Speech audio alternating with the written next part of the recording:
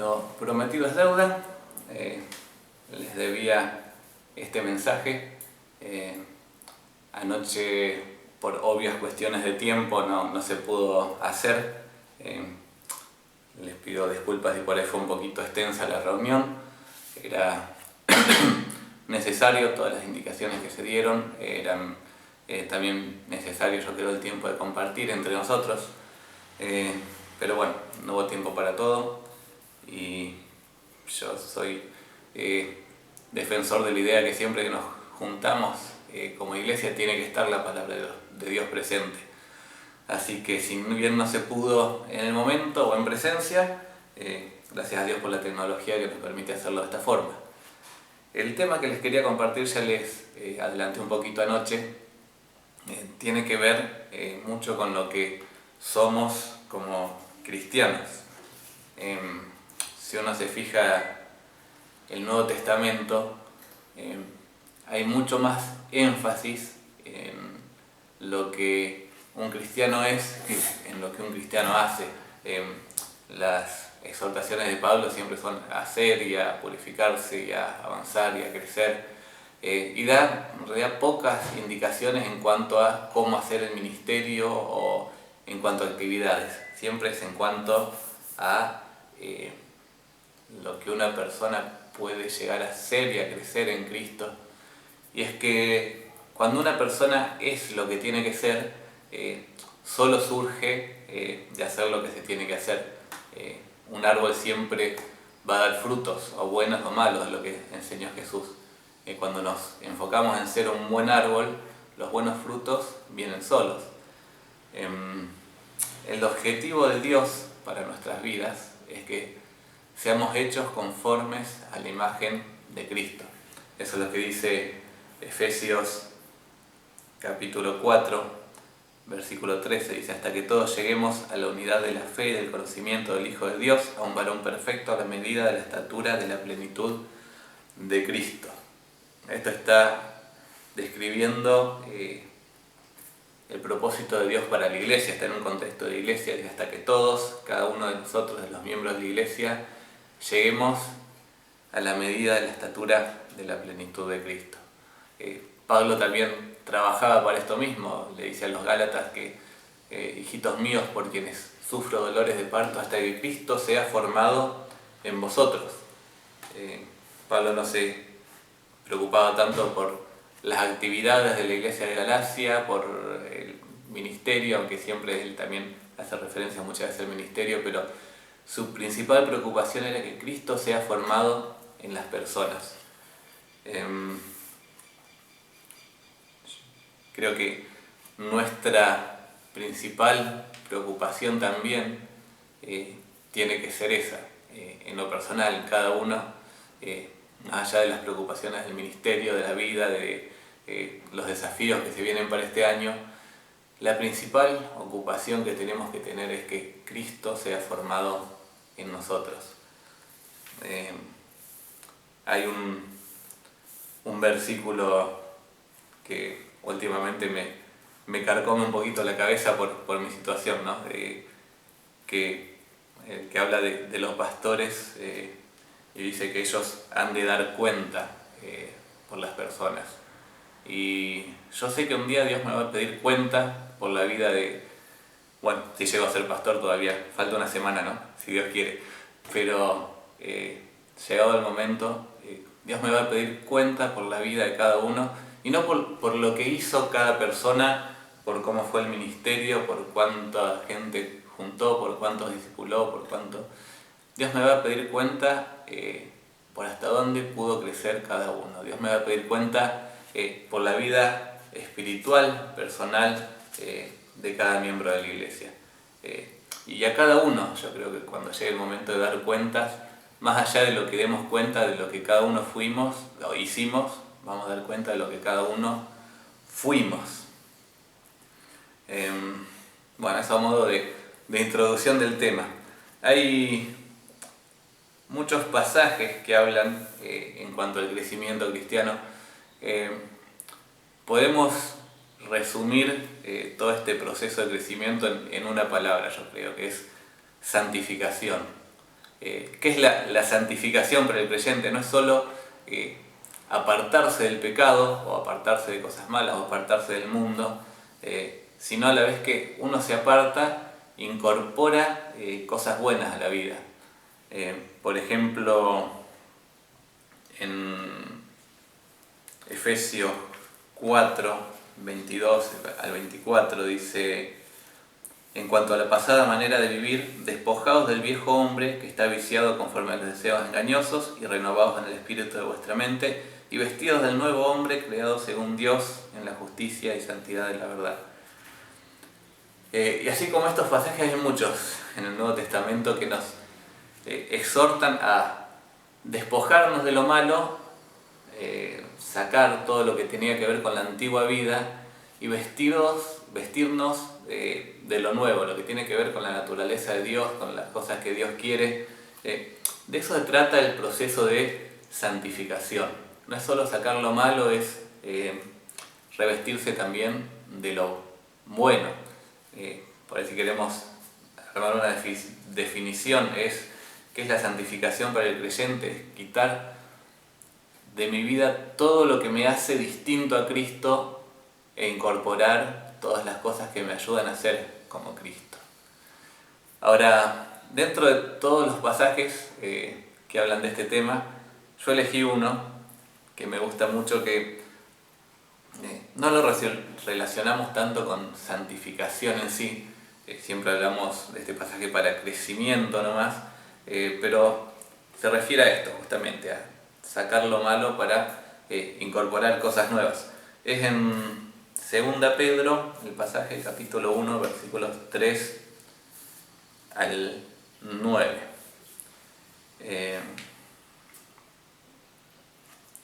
Y me gusta este pasaje en particular porque, a diferencia de otros que dan una lista de cosas que hay que desechar y después una lista de cosas que hay que incorporar, toma casi por sentado lo que se desecha y es muy específico en cosas que tenemos que incorporar a nuestra vida. Dice así, versículo 3: como todas las cosas que pertenecen a la vida y a la piedad nos han sido dadas por su divino poder, mediante el conocimiento de aquel que nos llamó por su gloria y excelencia, por medio de las cuales nos ha dado preciosas y grandísimas promesas, para que por ellas llegaseis a ser participantes de la naturaleza divina, habiendo huido de la corrupción que hay en el mundo a causa de la concupiscencia. Vosotros también, poniendo toda la diligencia por esto mismo, añadid a vuestra fe, y ahí vamos a hacer una pausa, añadid a vuestra fe, punto suspensivo. Vamos a ver un poquito primero estos primeros versículos. Empieza diciendo: como todas las cosas que pertenecen a la vida y a la piedad. Es raro ahí, por ahí, si uno lee aislado el cómo.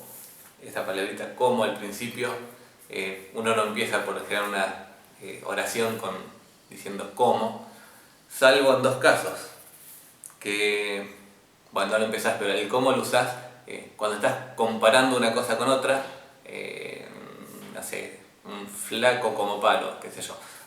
Comparás algo con una cosa con otra cosa, gordo como foca, no, eso no. Se usa para comparar el cómo, pero no solo se usa para hacer comparaciones, sino para dar motivo o razón de otra cosa que se va a hacer. Por ejemplo, si uno dice: como tengo hambre, entonces me como un sándwich de milanesa. Como estaba sucio, me fui a bañar. Como era muy feo, se puso mucho maquillaje, no sé. El cómo da la razón, o sea, te explica después del cómo inmediatamente la razón de lo que se va a hacer después. Entonces, estos dos versículos, el 3 y el 4, nos va a dar el fundamento, la base de por qué hay que hacer lo que dice el 5 en adelante. Cuando dice añadid a vuestra fe, y después va a dar todo un montón de virtudes y cosas buenas, todo eso viene en consecuencia de este enunciado que va a hacer ahora. Dice: como todas las cosas que pertenecen a la vida y a la piedad nos han sido dadas por su divino poder. ¿Qué son todas las cosas? Bueno, Esa palabrita ahí, vida, en el original es zoe, de donde sacamos nuestra palabra zoológico, que describe la vida en general. Una vida no es ni siquiera una vida necesariamente espiritual, todas las cosas cotidianas, todas las cosas de la vida diaria, de lo que haces no solo en la iglesia, lo que haces en el trabajo, lo que haces en tu casa, lo que haces en la universidad, la escuela, donde sea. Vida común y corriente, todas las cosas que pertenecen a la vida y a la piedad. La piedad significa o agrupa todas las cosas que uno hace en devoción a Dios.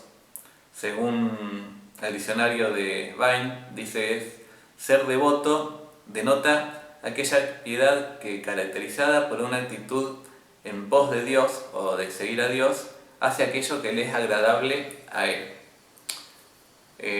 Hablando en nuestro idioma actual, el servicio, las cosas que uno sí hace por ahí, más por el ministerio, para servir a Dios, para agradarle a Él, las cosas que a propósito son parte de nuestra vida de iglesia, digamos, aunque no hay una separación tal entre vida secular y vida de iglesia, las cosas que uno hace a propósito para servir a Dios, esas son la piedad. Ahora, todas las cosas que pertenecen a nuestra vida cotidiana, a nuestra vida de ministerio, dice que nos han sido dadas por su divino poder. Pero no vienen así nomás con un paquetito que te lo encajaron y ya está.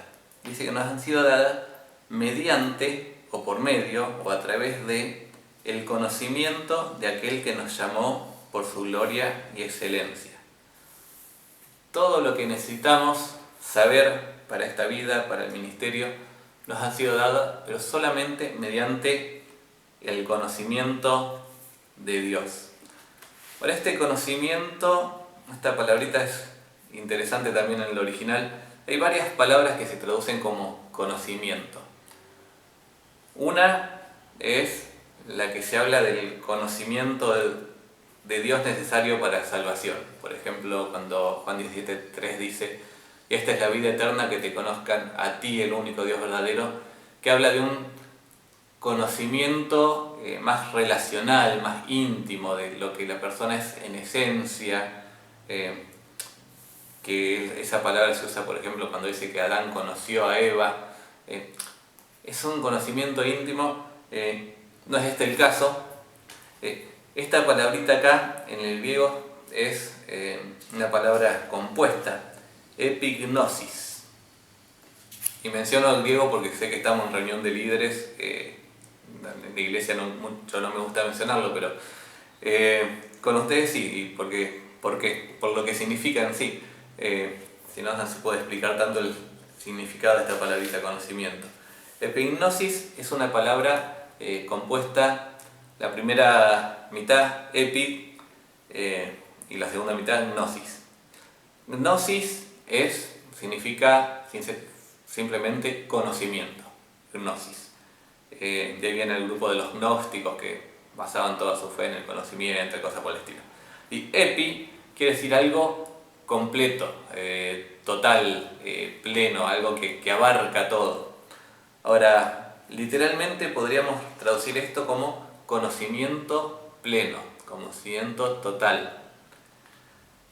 O sea que todas las cosas que pertenecen a la vida, todas las cosas que necesito conocer para manejarme en este mundo, va a venir en función del conocimiento total de Dios, de lo que Él es, de lo que Él quiere.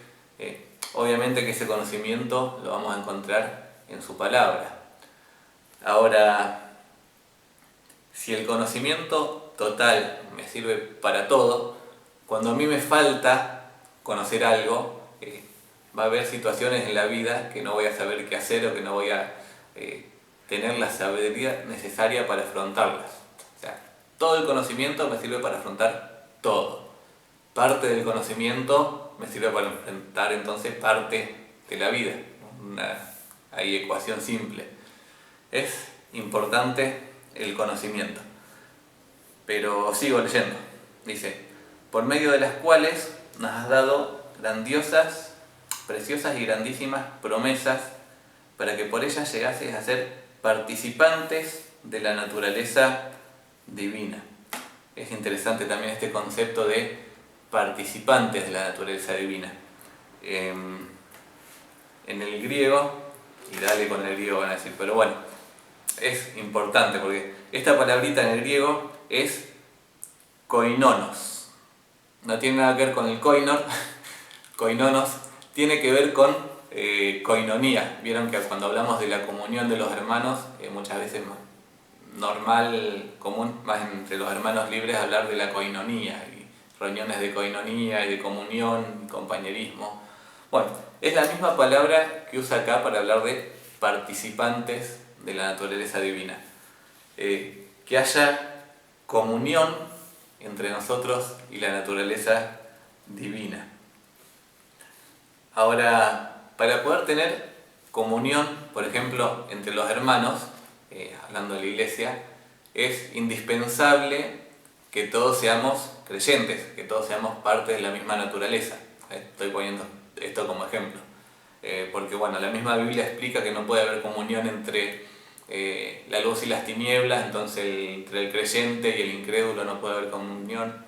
Ahora, solo podemos tener comunión con la naturaleza divina porque nosotros también tenemos parte de esa naturaleza, somos participantes, por eso se traduce participantes de la naturaleza divina.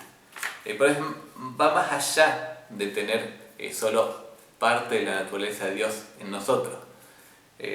Incluso es un privilegio que nosotros tenemos que ni Adán ni Eva tenían antes de caer en pecados. Ellos fueron solo hechos a imagen de Dios. Ahora nosotros tenemos parte de la naturaleza de Dios en nosotros. Ahora no es solo tenerla, sino que podemos disfrutar, podemos gozarnos, tener comunión con esa naturaleza va a obrar en nuestra vida para bien, para edificarnos, para hacernos avanzar en la vida cristiana. Ahora, hay una condición para todo esto.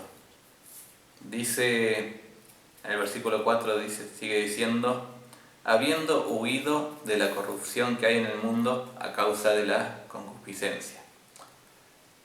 Solo voy a tener todo lo anterior, o sea, solo voy a tener el conocimiento necesario para la vida y la piedad, solo voy a tener las promesas, solo voy a tener la participación en la comunión,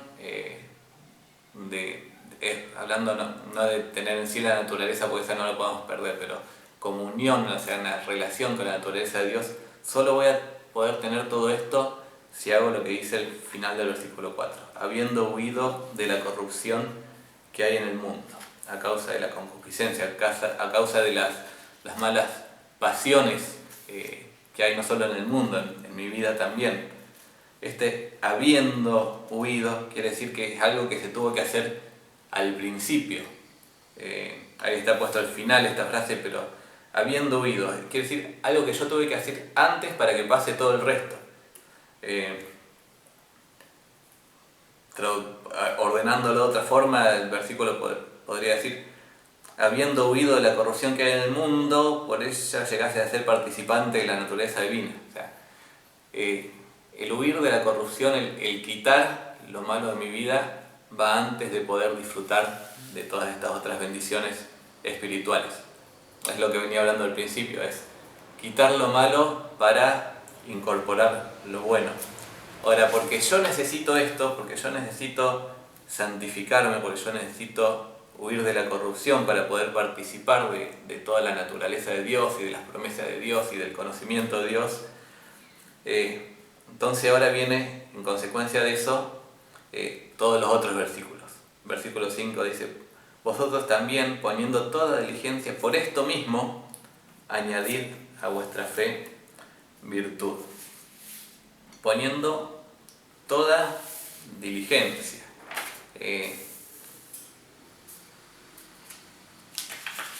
Algo diligente, de acuerdo a la definición del diccionario, diligente, que pone mucho interés, esmero, rapidez y eficacia en la realización de un trabajo o en el cumplimiento de una obligación o encargo. Me gustan esas 4 palabritas. Interés. O sea, si no tenés interés por tu santificación, por tu crecimiento, difícilmente suceda. Esmero. Es algo que te tenés que esmerar por hacerlo. O sea, no es que va a ser fácil. Rapidez. No dejarlo para después. Y eficacia en la realización de un trabajo. Poniendo toda diligencia. Poniendo estas 4 cosas y no un poquito cada uno. Todo de cada uno, dice, añadir a vuestra fe. No podemos añadir fe. La fe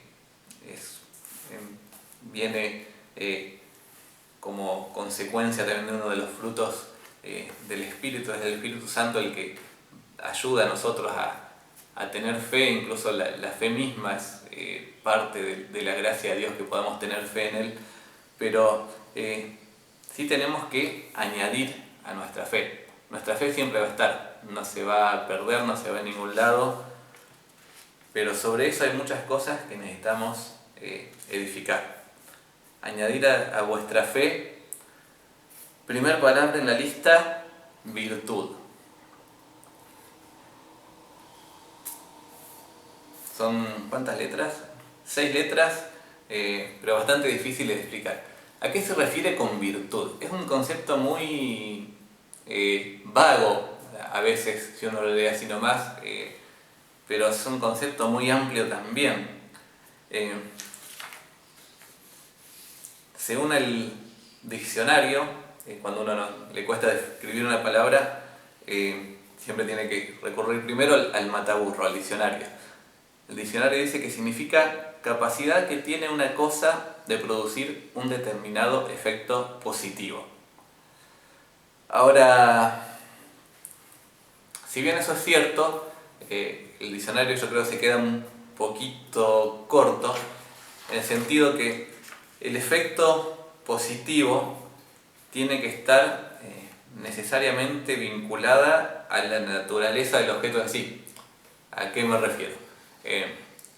Yo puedo tener un cuchillo, un cuchillo en la cocina, que lo uso cada vez que... ¿Vieron? Bueno, yo soy de desarmar muchas cosas. No sé si alguna vez les pasó que tienen que desarmar algo y tiene algún tornillito chiquitito que el destornillador no llega a entrar.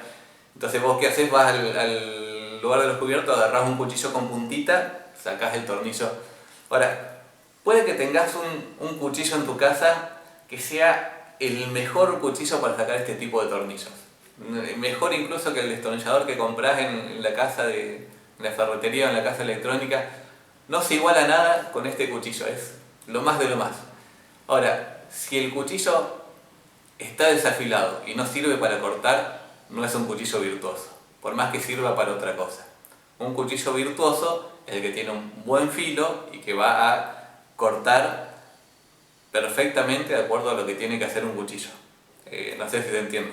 Calculo que sí, el ejemplo está claro, ¿no? Este concepto va por ahí un poco en contra de lo que entendemos por ahí de una persona virtuosa.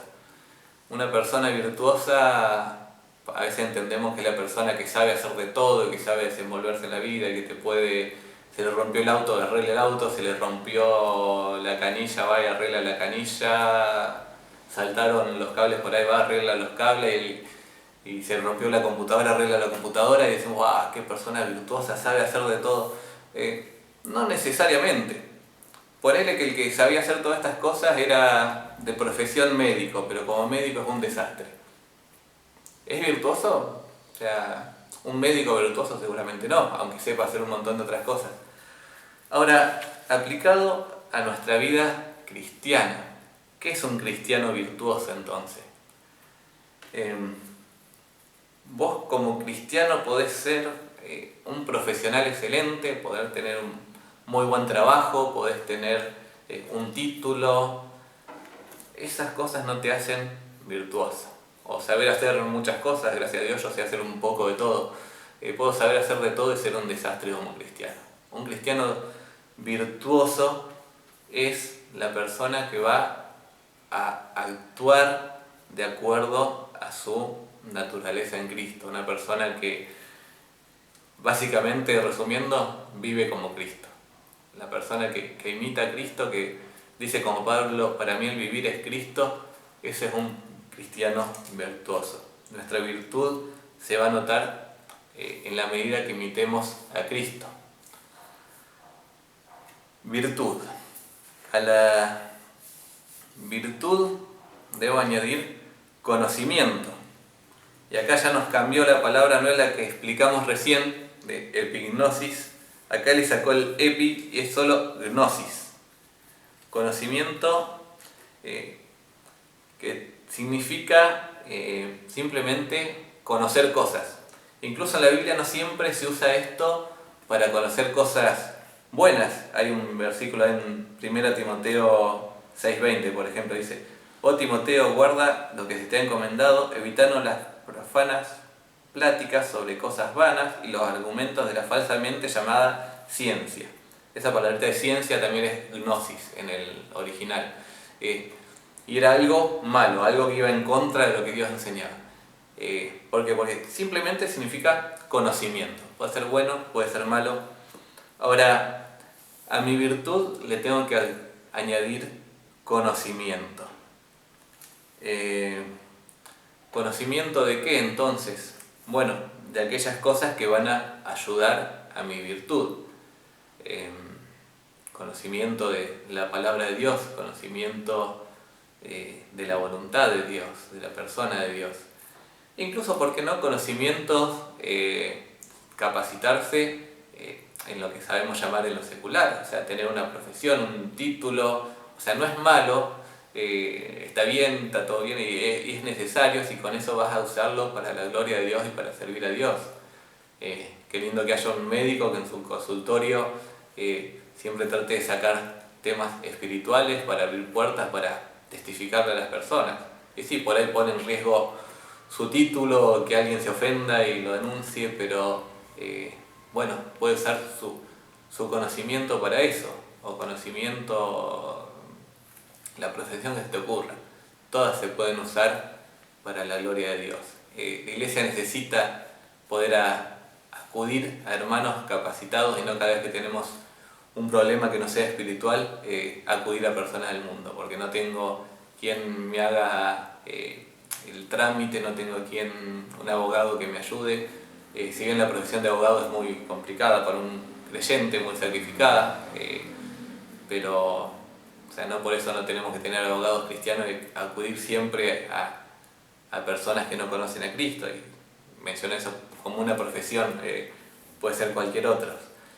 Conocimiento, necesitamos conocimiento y usar ese conocimiento para servir a Dios. Entonces, bueno, hablamos primero virtud, o sea, acuérdense que estamos hablando de santidad, santificar mi vida, eliminar cosas malas para adquirir cosas buenas. Para vivir en santidad primero tengo que vivir una vida de virtud, que viva de acuerdo a mi naturaleza. Debo, para vivir en santidad, vivir adquiriendo conocimiento, un conocimiento intelectual, racional de lo que Dios es. Después sigue la lista, dice: al conocimiento, dominio propio. Y acá vamos a saltear el griego porque es un trabalengua, pero es la misma palabra que se traduce templanza cuando habla de los frutos del Espíritu. ¿Se acuerdan? El fruto del Espíritu es amor, gozo, paz, paciencia, benignidad, bondad, fe, mansedumbre. Templanza, al final. Bueno, esta templanza es la misma palabra que acá se usa para dominio propio. Es necesario, cuando queremos adquirir cosas buenas en nuestra vida, este dominio propio, porque nuestro cuerpo tiende a hacer todo lo opuesto, a adquirir cosas que lo perjudican.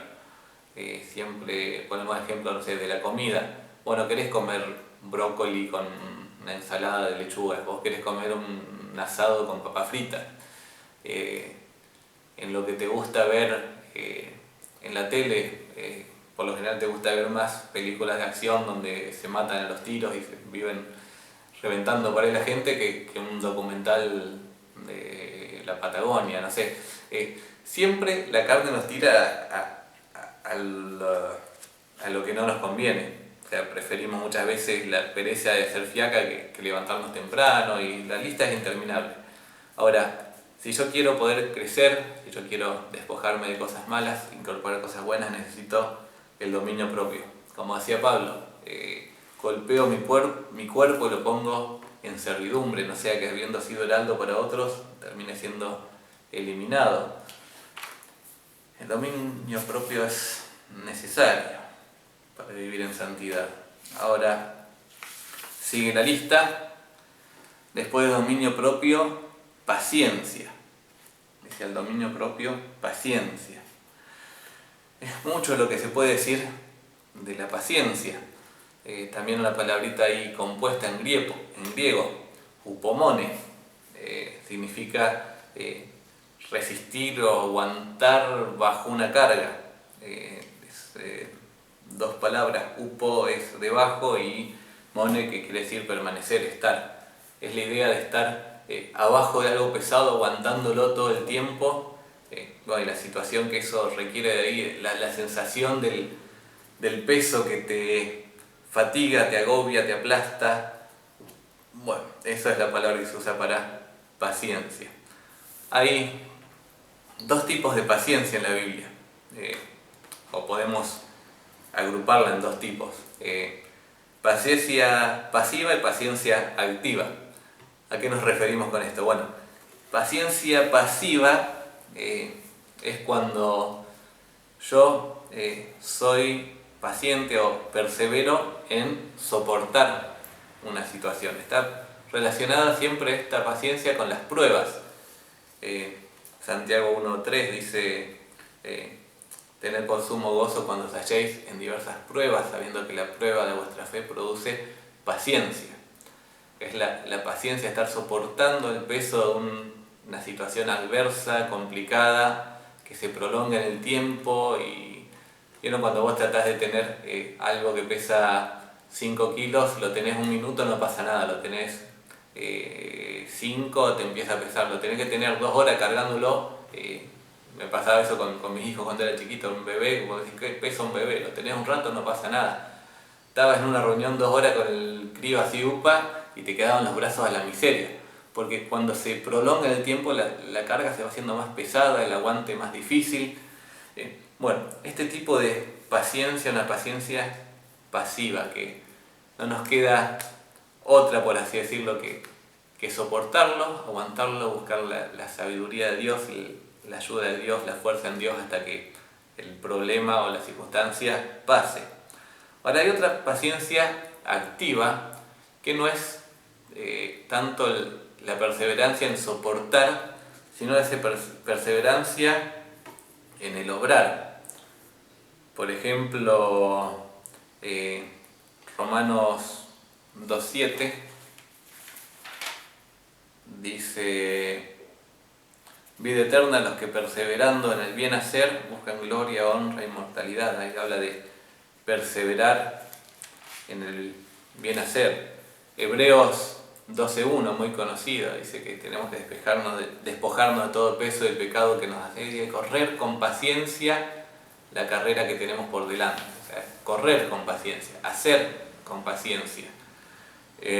Está relacionado más con el servicio. La paciencia pasiva estaba relacionada con las pruebas. Esta paciencia está relacionada con el servicio, con el estar haciendo cosas y perseverar.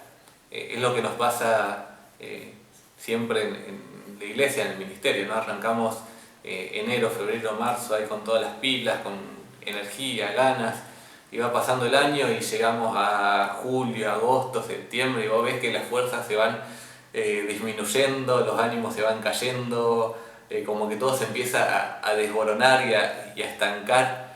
Bueno, ahí hace falta paciencia para perseverar, para seguir. En la situación actual de pandemia, hace falta paciencia activa para seguir perseverando en el servicio en medio de situaciones completamente adversas y complicadas. Paciencia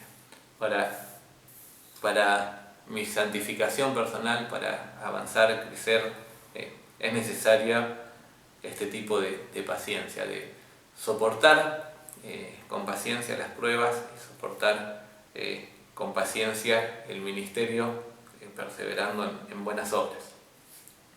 Sigamos. A la paciencia, piedad. Piedad. Bueno, ya lo dije al principio, ¿no? Cuando decía que todas las cosas que pertenecen a la vida de la piedad. Piedad de estas obras que resultan del servicio en pos de seguir a Dios. No lo vamos a explicar mucho, ya lo expliqué antes, pero para mi santificación, para crecer en semejanza a Cristo, necesito también la piedad en mi vida, estar ocupado en estas obras. A la piedad, afecto fraternal. Ya estamos en el versículo 7. Afecto fraternal. Ahí en el original, literalmente, Filadelfia. ¿Se acuerdan la iglesia de Filadelfia? Ahí en Apocalipsis se menciona una de las 7 iglesias. Bueno, Filadelfia significa esto, afecto fraternal. Filo del tipo, vieron que decimos siempre hay 3 tipos de amor: eros, filo y ágape. O sea, eros el amor sensual, filo el amor de hermanos y el ágape el amor más desinteresado, el amor como el amor de Dios. Bueno, amor filial, eso significa tener amor entre unos y otros. 1 Pedro 1:22 dice: habiendo purificado vuestras almas por la obediencia a la verdad, mediante el Espíritu, para el amor fraternal no fingido, amados unos a otros entrañablemente de corazón puro. 1 Tesalonicenses 4:9 dice: pero acerca del amor fraternal no tenéis necesidad de que os escriba, porque vosotros mismos habéis aprendido de Dios de que os améis unos a otros. Si Pablo dijo, no tenéis necesidad que escriba acerca de esto, yo creo que no tengo mucha necesidad tampoco de explicarlo yo, ¿no? Está claro de que nosotros mismos aprendimos de Dios que debemos amarnos unos a otros. Y es lindo que acá Pedro lo pone en esta carta dentro de estos requisitos para mi santificación, para participar de la naturaleza de Dios. Necesito el amor de hermanos, necesito ese amor, y amor no fingido, como dice el versículo 22 ahí de 1 Pedro. Necesito el amor que viene de mis hermanos, necesito yo amar a mis hermanos. De esta forma me va a ser más fácil parecerme a Cristo. Todos necesitamos de todos en la iglesia. Y al afecto fraternal, versículo 7 dice, por último, amor. Ahí Colosenses 3:14 decía, y sobre todas estas cosas vestidos de amor, que es el vínculo perfecto. Creo que no lo pone acá Pedro al final, al amor, sino que lo pone porque es la frutilla del postre, la cubierta de la torta, como quiera llamarlo. A todo lo demás, sobre todo lo demás, tengo que añadir amor. Y ahí esta palabrita sí es ágape, es la palabra que se usa para escribir el mismo amor de Dios. El amor fraternal está relacionado con el compañerismo, con la comunión, con el compartir unos con otros. Ahora el amor ágape está relacionado con el sacrificio y con el servicio. No solo necesito el compañerismo con mis hermanos, necesito tanto yo sacrificarme por ellos y servirlos, como ellos hacia mí. O sea, todos necesitamos tener este amor unos con otros para ser formados a imagen de Cristo. Hay un versículo, Romanos 12:9, dice: el amor sea sin fingimiento, hablando también de este tipo de amor. No es solo sacrificarme por mi hermano, servirlo, hacer cosas por él, sino que tiene que ser de una manera sincera. A veces uno dice, bueno, pero lo que importa, si no te nace en el corazón el amor, uno tiene que servir igual y hacer cosas igual.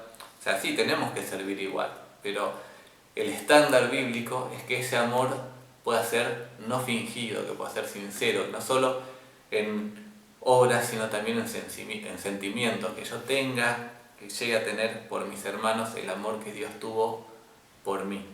Necesito ese amor y necesito de que mis hermanos también me amen de esta forma para yo poder crecer. Y ahí se acababa la lista. Versículo 8 dice: porque si estas cosas están en vosotros y abundan, no os dejarán estar ociosos ni sin fruto. ¿En cuanto a qué? En cuanto al ministerio, en cuanto al servicio, en cuanto a... No, en cuanto, dice, al conocimiento de nuestro Señor Jesucristo.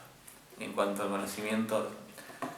¿Por qué? Porque bueno, ya dijimos, este conocimiento es el que nos va a ayudar a afrontar todo en la vida cotidiana, la vida en la iglesia, el ministerio, el servicio. Necesito incorporar toda esta lista de cosas que dijimos a mi vida para que así pueda crecer en cuanto al conocimiento de Dios. Y ese conocimiento va a dar los frutos que yo necesito para la vida.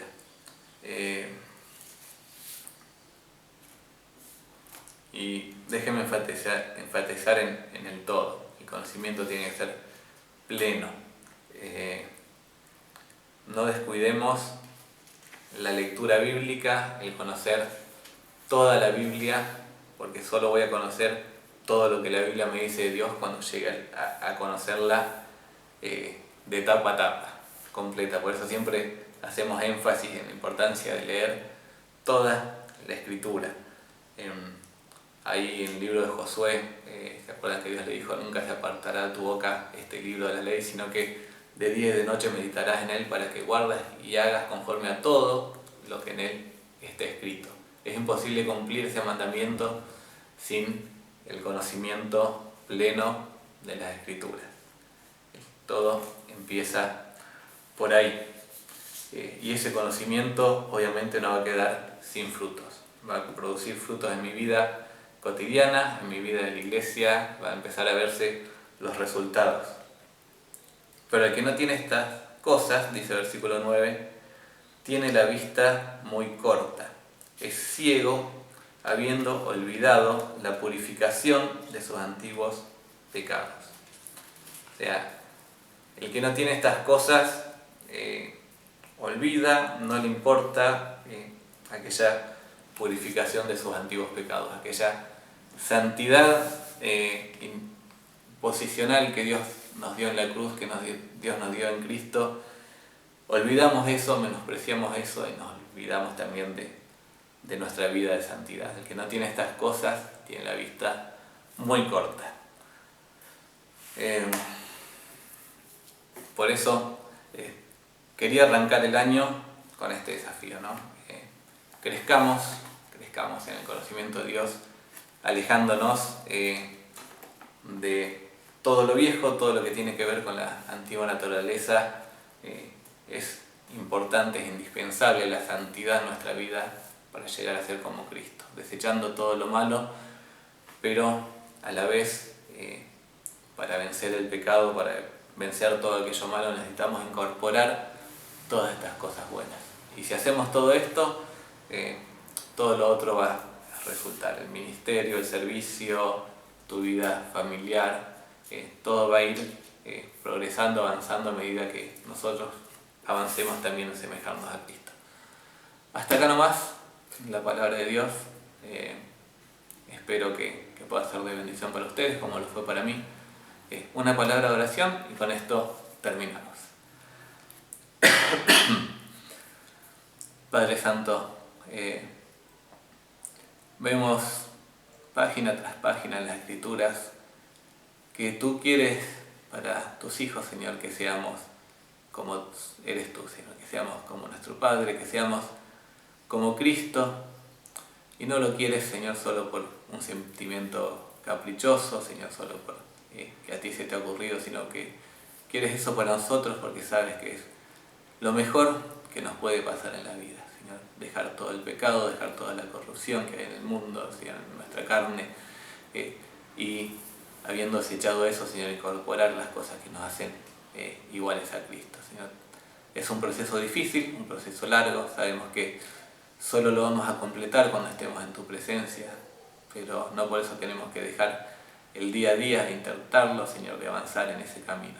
Te pedimos que nos ayudes, Señor, porque es difícil humanamente, es imposible, Señor, sabemos que todas las cosas buenas solo vienen de ti, por eso, Señor, te pedimos a ti que nos hables con tu palabra, Señor, con tu espíritu, que obres en nuestra vida para poder moldearnos, Señor, cada vez más a tu imagen, y que de esa forma podamos ser vasos útiles, limpios en tus manos para afrontar todo lo que se viene en este año, que no sabemos qué va a pasar, Señor, qué se va a poder hacer, no, pero sabemos que si nos purificamos, Señor, y crecemos, tú de alguna forma nos vas a usar, porque el ministerio no es nuestro, es tuyo, Señor, esta obra, esta iglesia, todos, Señor, somos tuyos, Señor, y por eso nos ponemos en tus manos, Señor. Gracias por tu palabra, en nombre de Cristo Jesús. Amén.